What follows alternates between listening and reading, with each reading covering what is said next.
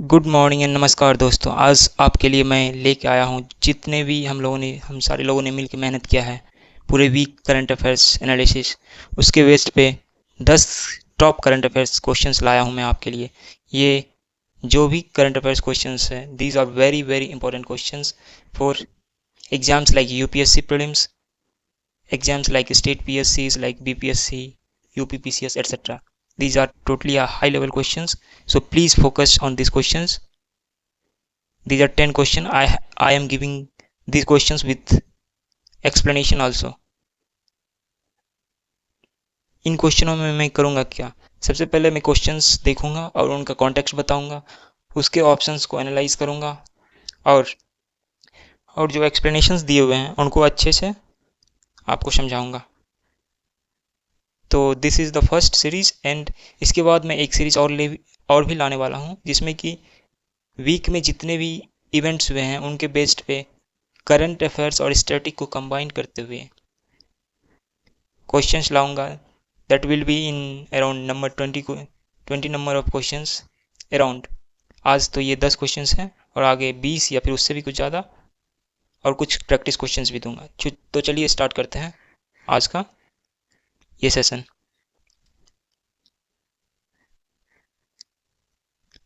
Friends, I will be discussing top 10 weekly current affairs based questions. Okay, let's go straight into the business. Starting with the first questions. First question. The question is, with reference to nuclear proliferation treaty, consider the following. तो nuclear proliferation जो treaty है तो उसके regarding question है। तो nuclear proliferation जो treaty है उसके रिगार्डिंग जो क्वेश्चन है क्यों आया है, बिकॉज ईरान और इजराइल का कॉन्फ्लिक्ट चल रहा है। ईरान प्लस इजराइल का जो कॉन्फ्लिक्ट चल रहा है तो उसमें से इजराइल के पास भी न्यूक्लियर वेपन है एंड ईरान जो स्लोली न्यूक्लियर प्रोक्योरमेंट की तरफ बढ़ रहा था, न्यूक्लियर बॉम्ब बनाने के करीब बढ़ रहा था, तो इसको देखते हुए ईरान पे इजराइल ने स्ट्राइक किया। तो ईरान जो है अपने पार्लियामेंट में एक बिल इंट्रोड्यूस करने वाला था जिससे कि Iran NPT non proliferation treaty से बाहर हो जाए एंड बाहर होने के बाद Iran can further aggravate his plan for nuclear bombs. तो चलिए ऑप्शंस पढ़ते हैं। It aimed at preventing the spread of nuclear weapon and technology and promoting cooperation in the peaceful use of nuclear energy.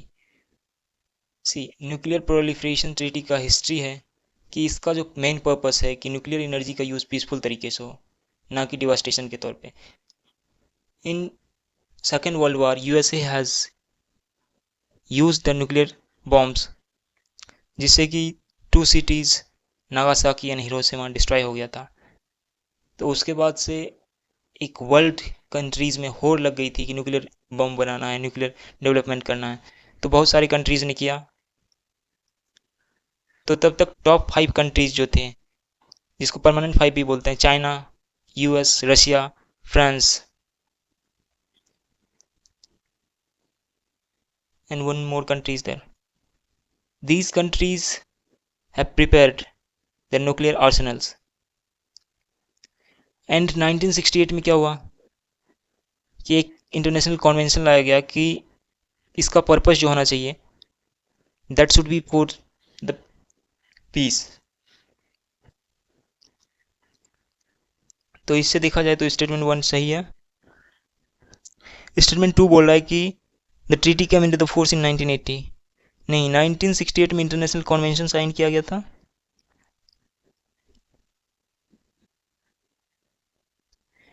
And treaty जो force में आई 1970 में आई है। ठीक है,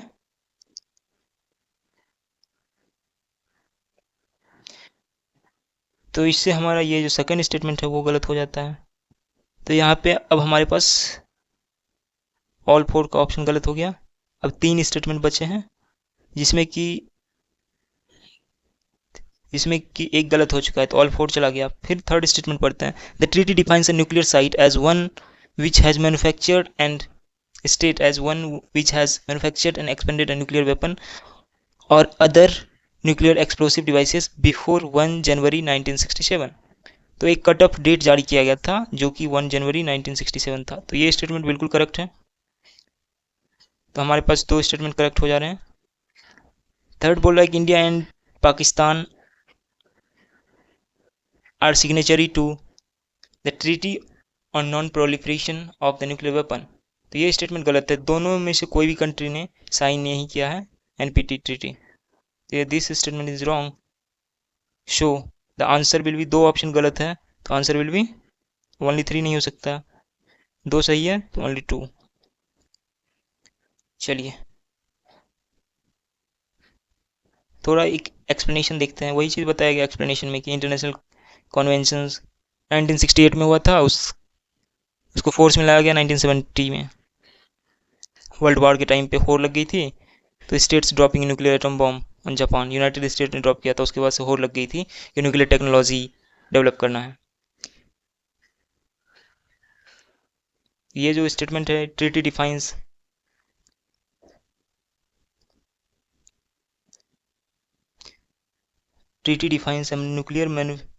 न्यूक्लियर स्टेट ट्रीटी में डिफाइन किया गया है। तो ये क्वेश्चन भी बन सकता है कि न्यूक्लियर स्टेट डिफाइन किया गया है कि नहीं किया गया। So this can be the part of the question. India conducted its first nuclear test in 1974 में पहला न्यूक्लियर टेस्ट कंडक्ट किया था इंडिया ने, बट ट्रीटी को साइन नहीं किया था। इंडिया का क्या पोजीशन था? इंडिया का पोजीशन देखते हैं। Instead emphasizing the need of universality in avoiding the nuclear proliferation. तो इंडिया का कहना था कि यूनिवर्सल किया जाए न्यूक्लियर प्रोग्राम को, ताकि कोई भी कंट्री जो कि न्यूक्लियर से आर्म्ड हो वो किसी और कंट्री पे अटैक ना कर सकें। बट P5 का कहना था कि that will be use for peaceful purposes. And जो इंडिया का स्टांस था कि आर्बिट्रेरी जो कट ऑफ डेट डिसाइड किया गया था ये भी अगेंस्ट था डेवलपिंग कंट्रीज के लिए। पाकिस्तान भी पार्ट नहीं है न्यूक्लियर ट्रीटी का, और जितने भी कंट्रीज हैं apart from P5, India, Israel, Pakistan, north Korea, इन्होंने न्यूक्लियर प्रोलिफरेशन ट्रीटी को साइन नहीं किया था। बट नॉर्थ कोरिया का अलग केस है कि नॉर्थ कोरिया ने 1985 में ट्रीटी को साइन किया था, बट 2003 में जो है विड्रॉ कर लिया। तो ये एक पार्ट ऑफ द क्वेश्चन बन सकता है, so keep in mind. Second question है consider the following statement. Andaman and Nicobar, Gujarat, Tamil Nadu, Andhra Pradesh. What is the correct chronological order of this state in terms of length of coastline? Length of coast line की बात की गई है। आप लोगों को पता होगा कि लेंथ ऑफ कोस्ट लाइन जो है अभी जो पहले हुआ करती थी उसको चेंज किया गया है। मेजरमेंट को कैसे मेजर करता है, तो इसके रिगार्डिंग क्वेश्चंस हैं। तो सबसे पहले एक्सप्लेनेशन पार्ट पे ही आते हैं क्योंकि ये एकदम स्टैटिक क्वेश्चंस हैं जो अभी करंट अफेयर्स बेस्ड ही है बट स्टैटिक नेचर का हो जाता है फैक्ट वाइज। तो चलिए देखते हैं। India's coast line has grown significantly over 50% longer than it was previously.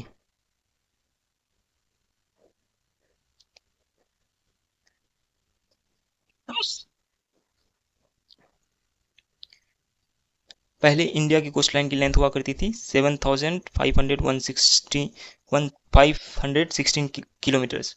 अब ये कोस्ट लाइन बढ़ के हो गई है 11,098 किलोमीटर्स। इंक्रीज कितने का हुआ है?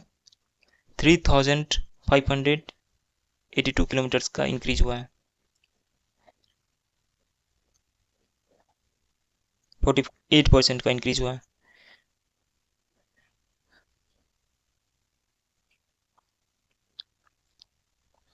बोला जा रहा है कि प्रीवियस मेजरमेंट जो था वो 1:4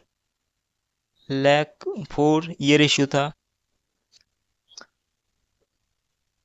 1:45 लाख के रेशियो में मेजर किया जाता था।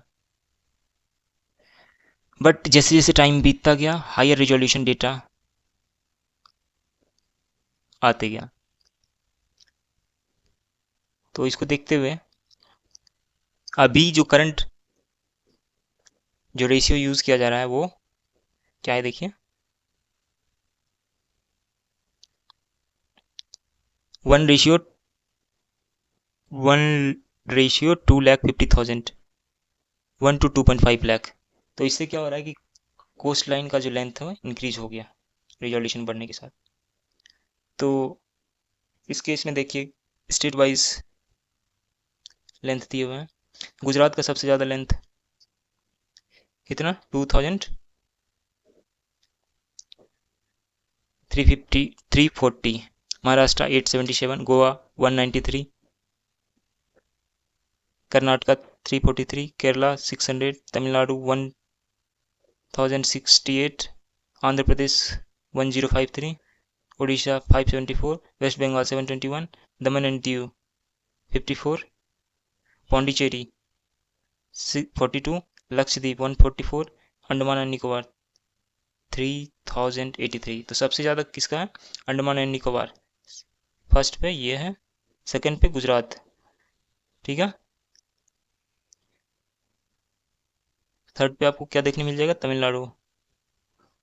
फोर्थ पे आंध्र प्रदेश।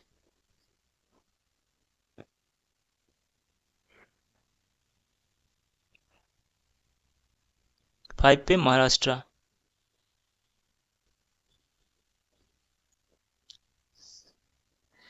सिक्स पे वेस्ट बंगाल।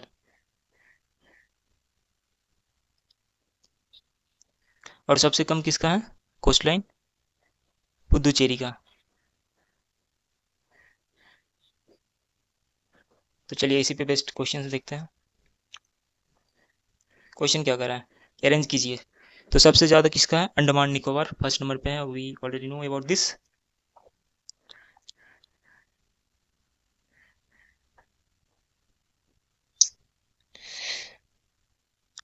अंडमान निकोबार फर्स्ट पे है, सेकेंड नंबर पे गुजरात है, थर्ड नंबर पे तमिलनाडु है, फोर्थ नंबर पे आंध्र प्रदेश है। Chronological order in terms of coast line बोल रहा है।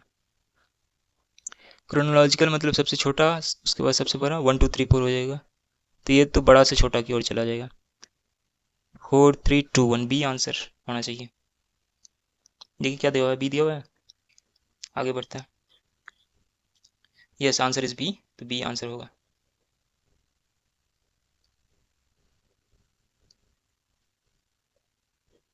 Answer will be B.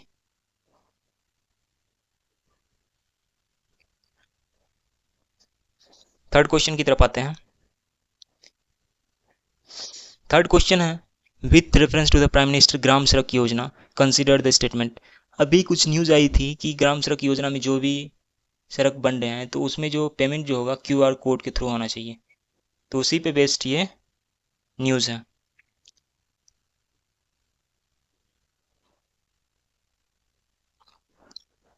तो ऑप्शंस पढ़ते हैं, उसके बाद एक्सप्लेनेशन पढ़ेंगे। The first phase of the PMGSY was launched in 2000 to improve the rural infrastructure. Yes, दिसंबर 25, जो कि अटल बिहारी वाजपेयी जी का जन्मदिन भी है। तो उस दिन जो है प्रधानमंत्री ग्राम सड़क योजना लॉन्च हुई थी। तो ये स्टेटमेंट बिल्कुल सही है, दिसंबर 25 याद रखिएगा। It is centrally sponsored scheme. हाँ, ये एक सेंट्रली स्पॉन्सर्ड है। इसमें कुछ रेशियो रहता है स्टेट और सेंटर का। The government has requested state to affix QR code on all maintenance information display board for the road. एक this is also a matter of transparency accountability जो हम लोग एथिक्स में पढ़ते हैं। तो QR कोड लगाने से जितना भी वर्क प्रोग्रेस में है वो सारा का सारा दिखेगा उस डिस्प्ले बोर्ड में।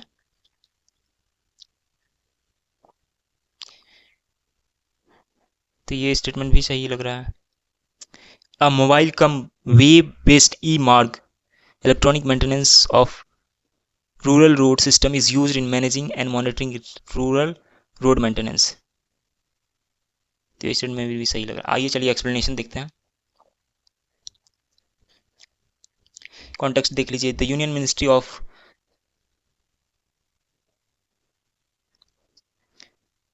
Rural development has urge state to include QR code on all maintenance information display board for the road built by PM Gram Sadak योजना।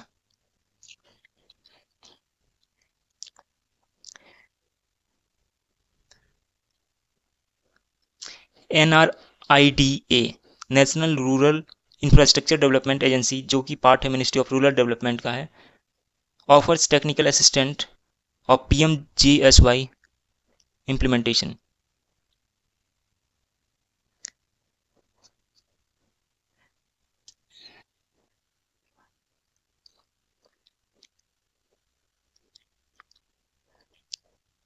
स्टेटमेंट 1 करेक्ट है, 25 दिसंबर को लॉन्च हुआ था। The second phase was launched in 2013। First phase के बारे में तो ये क्वेश्चंस दिया गया, लेकिन सेकंड फेज के भी बारे में याद रखिएगा। और ये जो था सेकंड फेज 2013 में, वो लेफ्ट विंग एक्सट्रीमिज्म वाले एरिया में लॉन्च किया गया था। थर्ड फेज इंट्रोड्यूस किया गया था 2019 में। फोर्थ फेज जो इंट्रोड्यूस किया गया है वो डेजर्ट वाले इलाके में सितंबर 11 2024 को। Central government approve the phase fourth to provide all weather road connectivity to 25,000 unconnected habitations and population. Plain में जहाँ पे की पॉपुलेशन 500 हो, 250 पॉपुलेशन नॉर्थ ईस्टर्न स्टेट में होना चाहिए। स्पेशल कैटेगरी एरियाज ट्राइबल और शेड्यूल्ड एरिया में या फिर डेजर्ट एरिया में 100 के आसपास होना चाहिए। किसके अनुसार? तो 2011 सेंसस के अनुसार। ये एक सेंट्रली स्पॉन्सर्ड स्कीम है जिसका फंडिंग 60:40 के रेशियो में है। सेंटर 60% पे करता है और स्टेट 40%।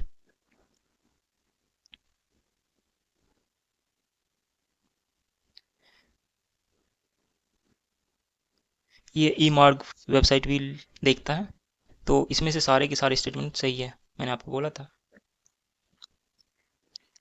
ये तो तीन तीन क्वेश्चंस हो गए, आगे के 7 क्वेश्चंस अभी भी बाकी हैं। लेट्स स्टार्ट, जल्दी जल्दी करते हैं। With reference to INS Arnala. INS Arnala एक anti submarine warfare shallow water craft है। इसको अभी इंडियन नेवी में कमीशन किया गया था, ईस्टर्न नेवल कमांड विशाखापट्टनम में। क्वेश्चंस देखते हैं। It is the first of India's anti submarine warfare shallow water craft.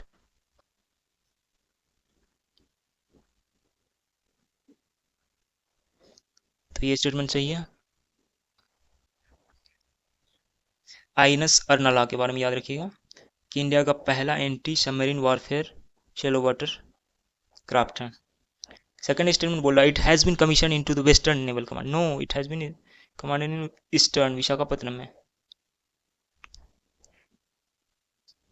Third, it is named after a historic fort of Vasas in Maharashtra. ये स्टेटमेंट भी सही है।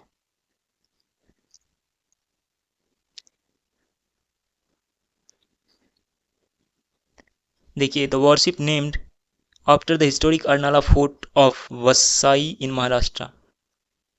यहाँ पे पढ़िए, this is all about the third question. आगे बढ़ते हैं, जो भी एक्सप्लेनेशन है आप पढ़ लीजिएगा। मैंने जितना एक्सप्लेन करना था इस क्वेश्चन के लिए एक्सप्लेन कर दिया है। चलिए नेक्स्ट क्वेश्चन की तरफ चलते हैं।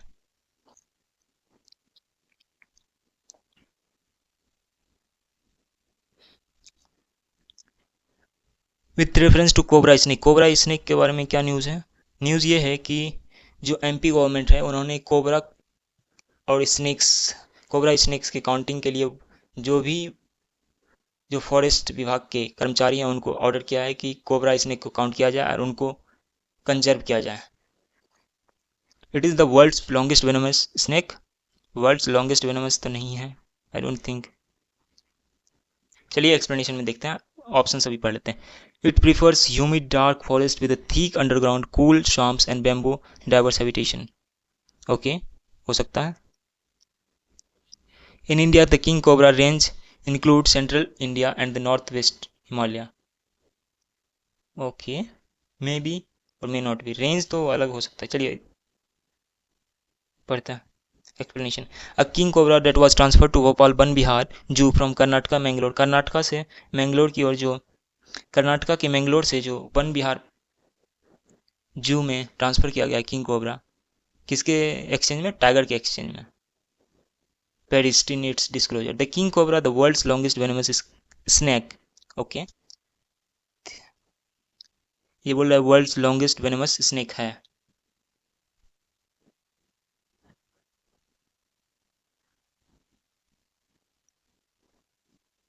वर्ल्ड्स लॉन्गेस्ट वेनमस स्नेक है. चलिए, तो ये स्टेटमेंट फर्स्ट सही हो गया. Can reach 15 meter in height, it prefers humid dark forest. Statement 2 भी सही हो गया. Humid dark forest, underground thick cool swamp and bamboo patches across diverse habitat. तो स्टेटमेंट 2 भी सही हो गया. थर्ड बोल रहा है कि कोबरा का जो हैबिटेट है इंडिया में, रेंज है वेस्टर्न घाट में, जबकि ये क्या बोल रहा है? सेंट्रल इंडिया में, western Ghat.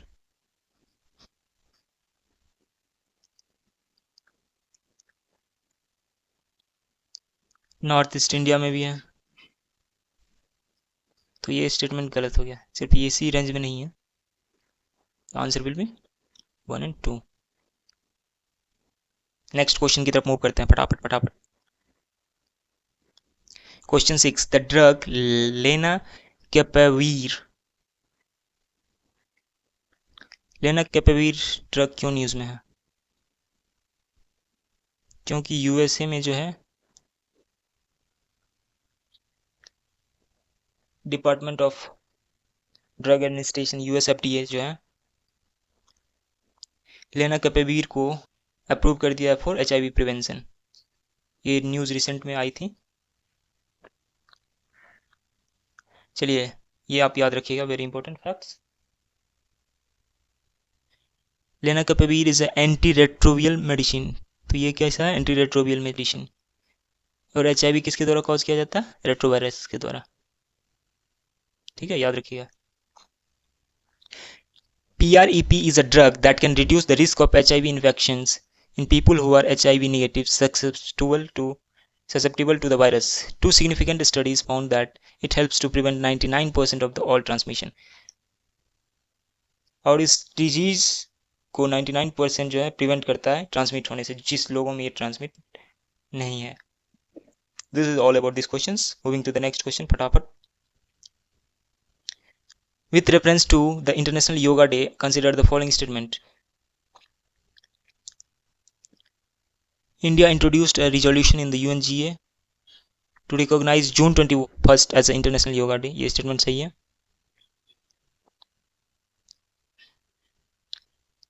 The theme of the International Yoga Day is Yoga for One Earth, One Health. तो भी सही है. Answer is C. एक्सप्लेनेशन देखते हैं. The Prime Minister Modi leading celebration on the International Yoga Day from Visakhapatnam projected yoga as the direction of peace in the world, which was going through the tension, unrest and instability. This year's International Yoga Day's theme is Yoga for One Earth, One Health. PM Modi's event in Visakhapatnam takes over a 26-kilometer circuit where over 3 lakh people can practice yoga together.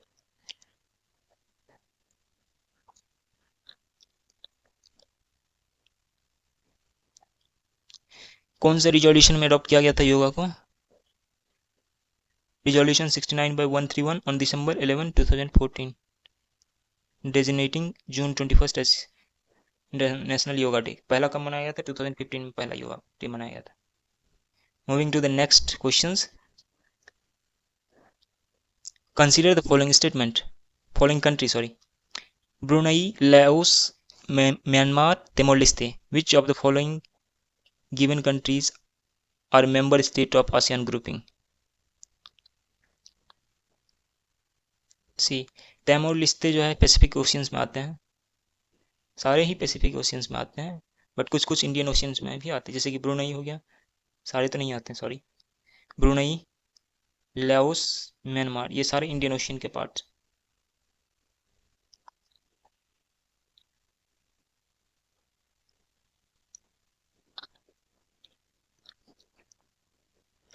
Explanation देखते हैं direct.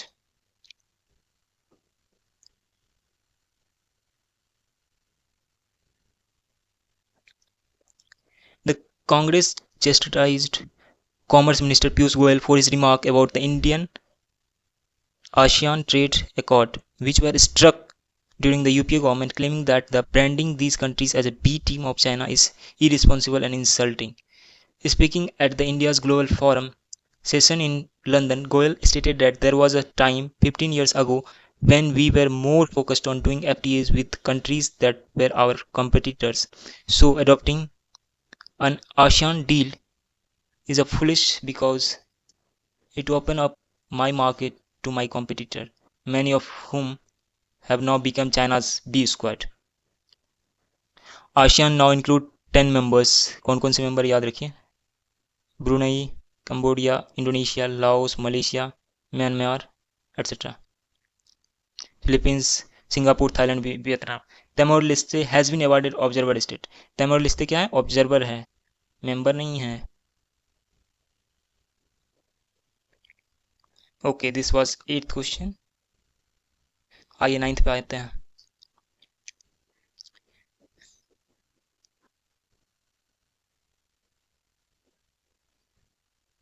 ये question है कि SSL with reference to SSLV consider the following statement. SSLV के बारे में क्यों बात किया जा रहा है? क्योंकि जो एचएएल है उसने बिड जीत लिया है, वो एसएसएलवी को डेवलप करेंगे.